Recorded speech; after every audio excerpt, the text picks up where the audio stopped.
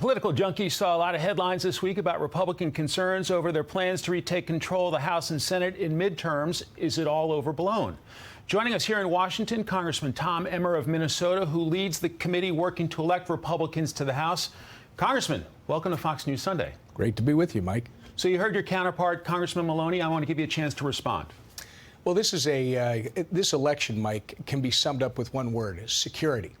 It's about Americans' economic security. It's about Americans' physical security. You didn't hear any of that being talked about. On the economic front, because of failed Democrat policies, Americans are struggling. They have to make difficult choices every single day about groceries and gas.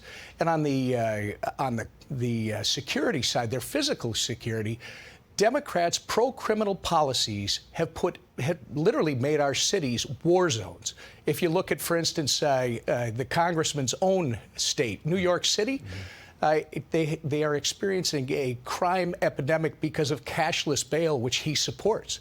You look at my city of Minneapolis. Minneapolis has already had 6,000 assaults reported since the beginning of the year. And look, it's about the southwestern border being run over by cartels who are terrorizing American citizens, about every community in this country having to deal with a fentanyl crisis and parents wondering if their child's going to be the one that dies next. This is a security election. It's about groceries and gas. It's about being safe and secure in our homes and our communities. Democrats have caused this problem. They're going to pay for it at the ballot box. Let's talk about the battle for control of the House. House Republican leader Kevin McCarthy initially talked about maybe winning as many as 60 seats, but that prediction has been quietly scaled back among some Republicans. This week, Quinnipiac found more Americans approve of how congressional Democrats are handling their jobs than how congressional Republicans are handling their jobs. Also this week, a Wall Street Journal poll has Democrats up 3 points over Republicans on the generic ballot. Republicans were up by 5 points in March.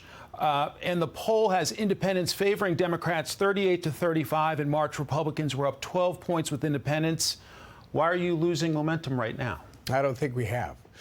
Certainly, I think some people needed to understand that a year ago was not going to be today. As you know, I talked about getting past the Labor Day weekend when everybody starts to engage, and I like where we're at, Mike.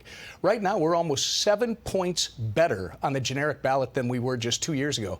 In fact, on Election Day in 2020, Democrats on the generic were a plus 6.5. And I'll remind you that we not only held every Republican incumbent for the first time since 1994, but we picked up 15 seats in an environment where it was predicted we were going to lose 15.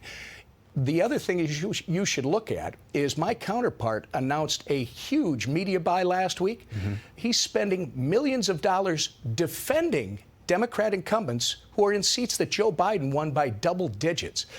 Look, money talks, and money is painting a pessimistic future for Democrats at the midterms. Congressman, the Washington Post reports, quote, at least 9 Republican congressional candidates have scrubbed or amended references to President Trump or abortion from their online profiles in recent months. Has the NRCC recommended to candidates to back off their strong anti-abortion views? Well, I'm not going to repeat the way the Washington Post reports things. I trust our candidates to know their districts and know how they're going to appeal to their voters, the voters that are going to turn out in November and elect them to the next Congress. That being said, if Democrats want to make abortion the main issue, when every poll we have seen says that the economy and the cost of living is the #1 issue, good luck to them trying to defend their extreme position. Every one of them voted for what I call the Chinese genocide bill, which would allow abortion up to moments before a child takes its first breath. I think our candidates know how to message that, and they'll be just fine in the midterms. Let's talk abortion. This week's Wall Street Journal poll says more than half of voters are more likely to head to the polls because Roe v. Wade was overturned. Can you say definitively that this will not cost Republican seats? I think it's helped to narrow the enthusiasm gap, but if you look at the enthusiasm gap, every measure out there, Republicans still lead Democrats in enthusiasm to vote in this next election. Plus, the #1 issue in every single poll, I'll say it again, is the economy and rising cost of living. Everything is more expensive because of failed Democrat policies. And Mike, the one question that every voter is going to have to ask when they go to vote in November Am I better off today than I was 2 years ago? It is a resounding no. 8 out of 10 Americans believe this country is on the wrong track, and that is why they're going to vote for a change and elect a new Republican majority in the House. Does former President Trump being in the news hurt your candidates because then you aren't hammering inflation, gasoline prices, the border crisis, and, of course, crime in many major American cities? Look, the American Intelligence Agency and this administration has been after Donald Trump since day one.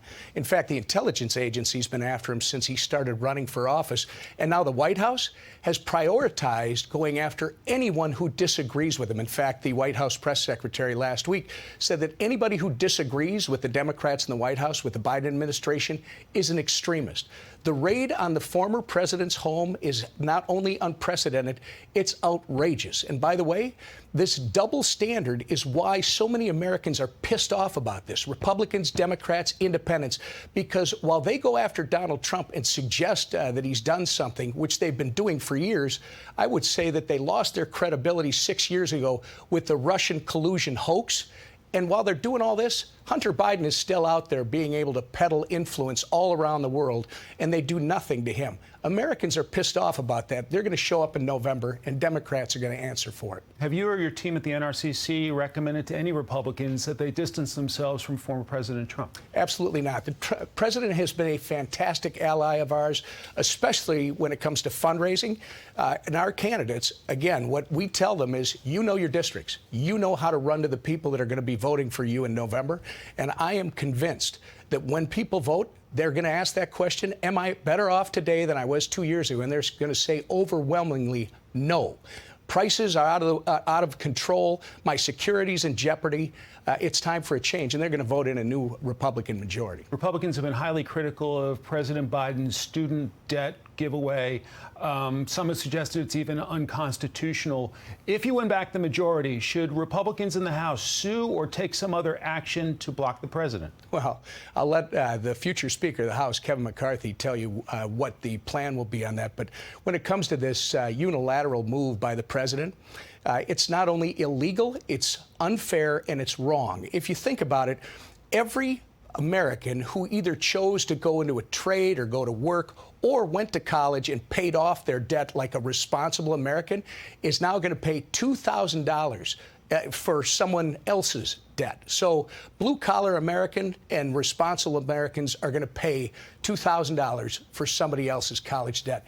They're not happy about it. And by the way, look at a poll in New Hampshire in the past week, because I know there's been a lot of mixed messaging about this. 2/3 of independents in this poll are upset by the president's action. I think that's going to be consistent across this country, and Democrats are going to answer for that in November as well. You made reference to Leader McCarthy. Are you convinced he's the next speaker, and do you expect any challenges from your colleagues? I am convinced that Kevin McCarthy will not only be in the majority come the next Congress, but Kevin McCarthy will be our speaker. What about the possibility you're seeking, if you guys win the majority, you're seeking to be the House Majority Whip? Do you expect any challenges there? You got to win an election first, Mike. I'm concentrating on the next 65 days. Once we get done with the election, once we perform and win a new majority in the House, then we can talk about the future. Okay, on the Mar-a-Lago search, some have said this response from Senator Lindsey Graham crossed the line. Let's play it. I'll say this. If there's a prosecution of Donald Trump for mishandling classified information after the Clinton debacle, which you presided over and did a hell of a good job, there'll be riots in the streets. He later softened that comment and condemned violence, but is that rhetoric over the line? I'm not going to get into other people's words. That'd be like me talking about Maxine Waters telling Americans to confront Republicans in public places, and I think that's wrong. So on this one, I would say he's just echoing what I told you just a couple minutes earlier. Going after Donald Trump repeatedly with nothing. Trying to impeach him based on nothing more than emotion, and now continuing this charade and invading his home when Hunter Biden is allowed to skate and not have any consequences for his behavior. Mike, this is what the American people see, this double standard, and I'm going to say it again. They're pissed off as they're going to show up in November, and I'm confident that they will vote in a new Republican majority in the U.S. House of Representatives. Congressman Tom Emmer, thanks so much for your time. Thank you, Mike.